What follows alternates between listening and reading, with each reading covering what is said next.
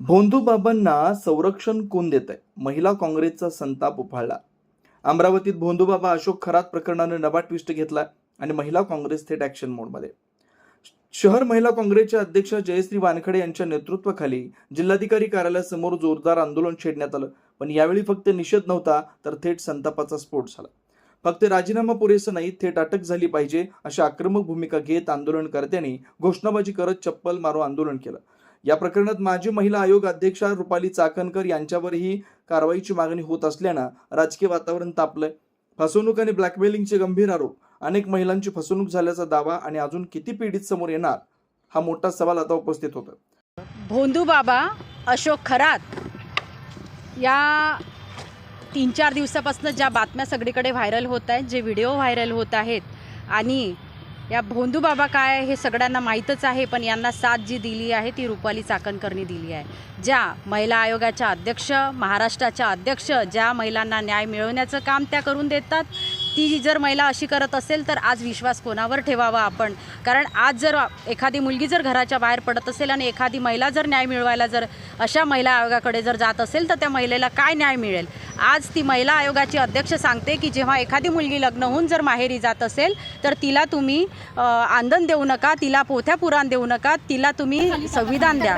फुले शाहू आंबेडकरांचं तुम्ही जे विचार आहे ते त्या लोकांना सांगतात, पण त्यांनी स्वतःमध्ये काय त्या गोष्टीचं परिवर्तन आणि काय बदल केला हे त्यांनी स्वतः विचारात घ्यावं. याची सर्वात मोठी विशेष म्हणजे याआधी जवळपास 2 महिन्याआधी ही कंप्लेंट मुख्यमंत्र्यांकडे पण गेली होती, पण त्यांनी काहीच केलं नाही. अजितदादा असताना पण आम्ही अनेक निवेदनं, अनेक आंदोलनं आम्ही केली. कारण आतापर्यंत महाराष्ट्रामध्ये अशा अनेक केसेस झाल्या की मला तरी वाटते की महिला आयोगाच्या अध्यक्ष असताना त्यांनी आतापर्यंत काय केलं, कुठल्या महिलेला त्यांनी न्याय मिळवून दिला, हे तरी मी पत्रकार बंधूंना विशेष करून विचारेल की त्यांनी याचा तरी शोध घ्या तुम्ही. आतापर्यंत त्यांनी एक तरी केस त्यांनी बाहेर काढली आहे का?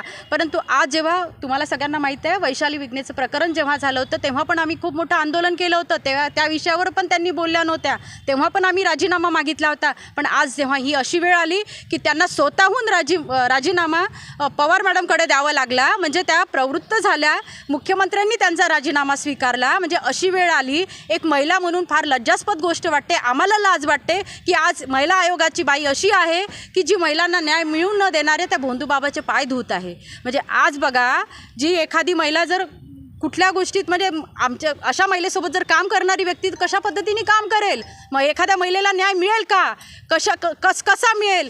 आम्हाला म्हणजे फार मोठं हे वाटत आहे की अशा अनेक प्रकारे व्हिडिओ व्हायरल होऊन राहिले, अनेक गोष्टी व्हायरल होऊन राहिल्या. जवळपास यामध्ये मंत्र्यांचा पण सहभाग आहे असं पण आम्हाला माहिती पडलं. मी म्हणतो की त्यांना तर तुम्ही त्यांच्यासह अनेक मंत्री त्यांच्यासोबत आहे, यांनाही तुम्ही अटक करा आणि यांनाही शिक्षा द्या.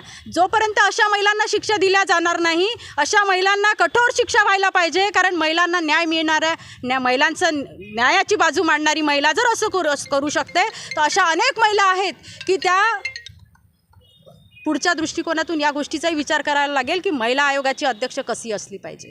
कारण फार मोठी जबाबदारीनी शासन आणि प्रशासन वागलेलं नाही आहे. कारण त्यांची सत्ता आहे, सत्तेत असणाऱ्या लोकांनी पूर्णपणे त्यांना पाठबळ दिल्यामुळे त्यांनी पुरेपूर त्या गोष्टीचा फायदा घेऊन आज त्यांना त्या गोष्टीचा स्वतःहून त्यांना राजीनामा द्यावा लागला. तुम्ही पाहत आहात विस्टा न्यूज मराठी.